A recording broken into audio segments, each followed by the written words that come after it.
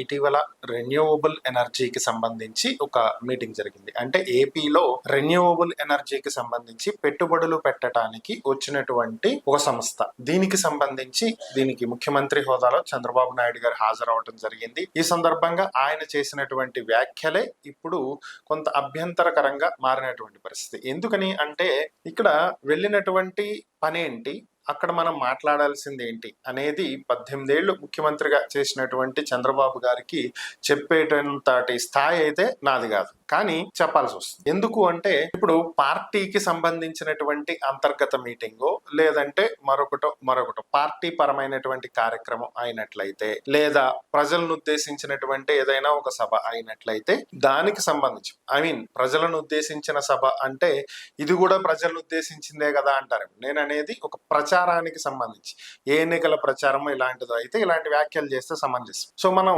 పెద్ద దస్తగిరి హత్యకు సంబంధించినటువంటి అంశాలని బలంగా ప్రజల్లోకి తీసుకువెళ్ళాలి. వివేకానంద రెడ్డి గారి హత్యకు సంబంధించినటువంటి అంశాలను గట్టిగా తీసుకెళ్లాలి. YSR Congress party MLC Anantha Babu driver హత్య, డోర్ డెలివరీకి సంబంధించినటువంటి అంశాలని ప్రజల్లోకి చాలా బలంగా మనం తీసుకెళ్లాల్సి ఉంటుంది అని చెప్పి పార్టీ నేతలకు కార్యకర్తలకు చంద్రబాబు నాయుడు గారు దిశానిర్దేశం చేయటం. అది ఎక్కడ? రెన్యూవబుల్ ఎనర్జీకి సంబంధించినటువంటి సభలో. సాధారణంగా ఈ సభలో ఒక ముఖ్యమంత్రి హోదాలో ఆయన చేయాల్సినటువంటి పనులేంటి? రాష్ట్రానికి పెట్టుబడులు రావటానికి, రాష్ట్రంలో పెట్టుబడులు పెట్టడానికి ఏ విధంగా అయితే కంపెనీస్, ఇండస్ట్రీస్ కి సంబంధించిన వాళ్ళు భయపడుతున్నారు, మరలా జగన్మోహన్ రెడ్డి వస్తే పరిస్థితులు మారతాయి అని చెప్పి వాళ్ళు భయపడుతున్నారు అని చెప్పి కూటమి నేతలు చెప్తున్నారో ఆ భయాన్ని తొలగించే విధంగా మీరు ఏం ప్రయత్నాలు చేస్తున్నారు అనేది మీరు అక్కడ చెప్పాలి. వచ్చినటువంటి ఇండస్ట్రియలిస్టులకి మీరు ప్రభుత్వం తరపున ఇచ్చేటువంటి వెసులుబాట్లేంటి, వాళ్ళకి ఇస్తున్నటువంటి రాయితీలు ఏంటి, ల్యాండ్ కి సంబంధించినటువంటి అంశాలు ఏంటి, సింగిల్ విండో ద్వారా ఇవ్వబోయేటువంటి అనుమతులు ఏంటి, ఇట్లా వాళ్ళు ఇక్కడ పెట్టుబడులు పెట్టడానికి కానీ, అభివృద్ధి చేయటానికి కానీ, ఉద్యోగాలు కల్పించడానికి కానీ, దేనికైనా కానీ మీరు ప్రభుత్వం తరపున వారికి ఏ వసతులు ఏర్పాటు చేస్తున్నారు, ఏ సంబంధించినటువంటి మీరు వాళ్ళకి కల్పిస్తున్నారు, ఏంటి వాళ్ళకి ఇచ్చేటువంటి బెనిఫిట్స్ ఏంటి.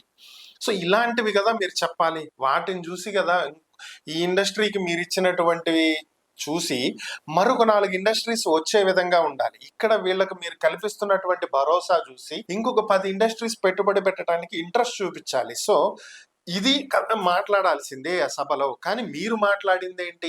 వైఎస్ఆర్ కాంగ్రెస్ పార్టీని ఎలా ఎదుర్కోవాలి, వారి మీద ఎలాంటి ప్రచారాలు చేయాలి, వారికి సంబంధించి మనం ఎలా మాట్లాడాలి, ఇది కాదు కదా అక్కడ చెప్పాల్సింది. మీరు మాట్లాడింది ఇది. సో ఇంత అనుభవం కలిగినటువంటి వ్యక్తి ఒక మంచి వేదికని, రాష్ట్రం డెవలప్మెంట్ కి వాడుకోవాల్సినటువంటి వేదికని ఈ విధంగా ఒక పార్టీకి సంబంధించినటువంటి కార్యక్రమంగా మార్చేయటం ఏంటనేది నాకైతే అర్థం కాల. సో అక్కడ మాట్లాడాల్సిన మాటలు ఏంటి, మీరు మాట్లాడింది. మీరు కావాలంటే పాలసీస్ పరంగా వైఎస్ఆర్ కాంగ్రెస్ పార్టీని విమర్శించాలంటే విమర్శించవచ్చు అక్కడ కూడా. కానీ ఎలా? మీరు తీసుకురాలేకపోయిన ఇండస్ట్రీని మేము తీసుకొచ్చి చూపించామని చెప్పండి. దీనివల్ల ఇంతమందికి ఉద్యోగాలు కలుగుతున్నాయని చెప్పండి. దీనివల్ల ఇంతమందికి ప్రత్యక్షంగా, ఇంతమందికి పరోక్షంగా మేము ఉద్యోగ అవకాశాలు కల్పించామని చెప్పండి. మీ వల్ల నష్టపోయినటువంటి రాష్ట్రాన్ని ఈ విధంగా మేము గాడిని పెడుతున్నామని చెప్పండి. సో గతంలో మీరు సమ్మిట్ నిర్వహించి ఇన్ని లక్షల కోట్లు అని చెప్పి చెప్పారు, ఎంఓయూలు అన్నారు, కానీ ఏమీ రాలేదు. మేము వచ్చిన తర్వాత ఏం తీసుకొచ్చామో చూడండి, ఈ ప్రాంతానికి ఇది ఇస్తున్నాం, ఆ ప్రాంతానికి ఇది ఇస్తున్నాం, ఇలా అన్ని ప్రాంతాలని అభివృద్ధి చేసేటువంటి విధంగా మేము తీసుకువెళ్తున్నాము. రాజధాని ఒక చోటే ఉన్నా కూడా మల్టిపుల్ ఏరియాస్ లో మేము డెవలప్మెంట్ యాక్టివిటీస్ చేస్తున్నాము అనేది మీరు ప్రొజెక్ట్ చేసుకోండి. సో మీరు విమర్శించాలి అంటే ఈ వేలో విమర్శించాలి. ప్రజలకు నమ్మకం కలిగించే విధంగా మీరు ప్రభుత్వం తరపున అన్ని ప్రాంతాలను సమానంగా ఎలా డెవలప్మెంట్ చేస్తున్నారు, చెయ్యబోతున్నారు, మీ ప్రణాళికలు ఏంటి అనేది చెప్పాలి. సో ఇవన్నీ గాలికి వదిలేసి మీరు చెప్పేటువంటి మాటలు ఏంటనేది అర్థం కానటువంటి పరిస్థితి.